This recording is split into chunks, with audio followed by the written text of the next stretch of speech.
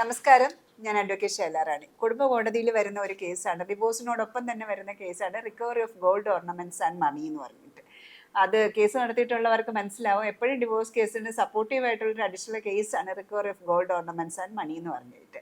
എപ്പോഴും പെണ്ണിൻ്റെ വീട്ടുകാർ അല്ലെങ്കിൽ പെൺകുട്ടികൾ ചെയ്യുന്ന ഒരു തെറ്റാണ് ശരിക്കും പിന്നീട് വന്നിട്ട് ഇങ്ങനെ ഒരു സ്യൂട്ടിലേക്ക് വരാൻ എത്തി നിൽക്കുന്നത്. അപ്പോൾ കല്യാണം കഴിക്കാൻ പോകുന്ന കുട്ടികളാവട്ടെ അല്ലെങ്കിൽ അവരുടെ വീട്ടുകാരാവട്ടെ, കല്യാണം കഴിച്ചിട്ടുള്ള പെൺകുട്ടികളാവട്ടെ, അവർക്ക് വേണ്ടിയിട്ട് ഒരു മുന്നറിയിപ്പ് വീഡിയോടെയാണ് ഇത്.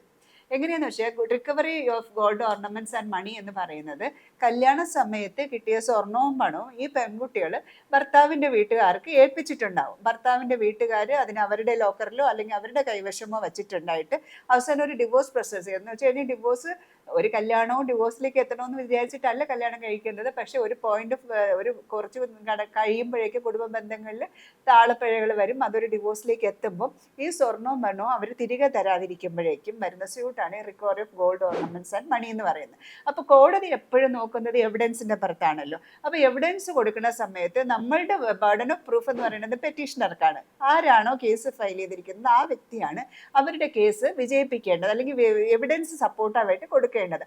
അങ്ങനെ വരുന്ന സമയത്ത് ഈ പെൺകുട്ടികളുടെ കയ്യിലൊന്നും എവിഡൻസ് ഉണ്ടാവില്ല. സ്വർണം കൊടുത്തതിന് എവിഡൻസ് ഉണ്ടാവില്ല, അതല്ലെങ്കിൽ ക്യാഷ് കൊടുത്തതിന് എവിഡൻസ് ഉണ്ടാവില്ല. അപ്പം നിങ്ങൾ ശ്രദ്ധിക്കേണ്ട ഒരു കാര്യം, വിവാഹ ബന്ധത്തിലേക്ക് ഏർപ്പെടുന്ന ഓരോ പെൺകുട്ടികൾ, അതിപ്പോൾ അറേഞ്ച്ഡ് ആവട്ടെ ലവ് ആവട്ടെ എന്ത് തന്നെയാണെങ്കിൽ, നമ്മൾ ശ്രദ്ധിക്കേണ്ട ഒരു കാര്യം എന്ന് വെച്ച് കഴിഞ്ഞാൽ, കല്യാണ സമയത്ത് ഇടുന്ന സ്വർണവും പണവും അവനവൻ്റെ അക്കൗണ്ട് അല്ലെങ്കിൽ അവനവൻ്റെ ലോക്കറിൽ തന്നെ സൂക്ഷിക്കാൻ വേണ്ടി ശ്രമിക്കുക.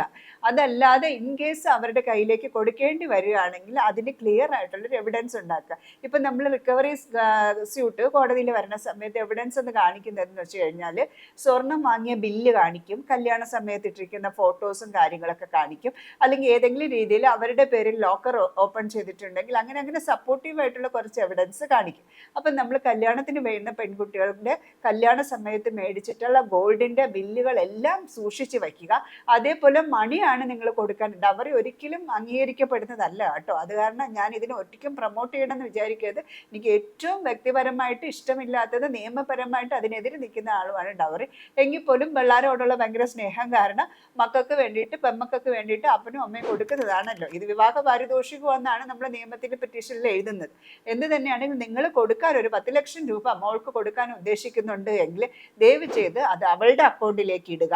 അല്ലെങ്കിൽ നിങ്ങൾ അല്ലല്ല ചെക്കൻ്റെ വീട്ടുകാർക്കാണ് കൊടുക്കാൻ ഉദ്ദേശിക്കുന്നത്, കല്യാണം നടത്താനും ബാക്കിയുള്ളതിന് അവർ ചോദിച്ചു അവർക്കാണ് കൊടുക്കാൻ ഉദ്ദേശിക്കുന്നത് എങ്കിൽ പോലും നിങ്ങൾ എന്ത് തന്നെയാണെങ്കിലും കയ്യിൽ കൊടുക്കാതിരിക്കുക.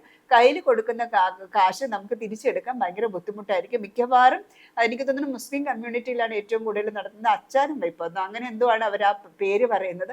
അതെപ്പോഴും കയ്യിലാണ് കൊടുക്കുന്നത്. പിന്നീട് ആ ബന്ധം വഷളായി അതൊരു ഡിവോഴ്സിലേക്ക് എത്തുമ്പോൾ ആ ക്യാഷ് മേടിച്ചതിന് ഒരിക്കലും എവിഡൻസ് ഉണ്ടാവില്ല, അത് തിരിച്ചു കിട്ടാനും ബുദ്ധിമുട്ടുണ്ടായിരിക്കും. അത് കാരണം എപ്പോഴും ഗോൾഡ് വാങ്ങിയതിൻ്റെ റെസിപ്റ്റ് സൂക്ഷിച്ച് വയ്ക്കുക. അതേപോലെ എന്ത് ക്യാഷ് കൊടുത്തു കഴിഞ്ഞാലും അത് നിങ്ങൾ അക്കൗണ്ട് ത്രൂ മാത്രം കൊടുക്കുക.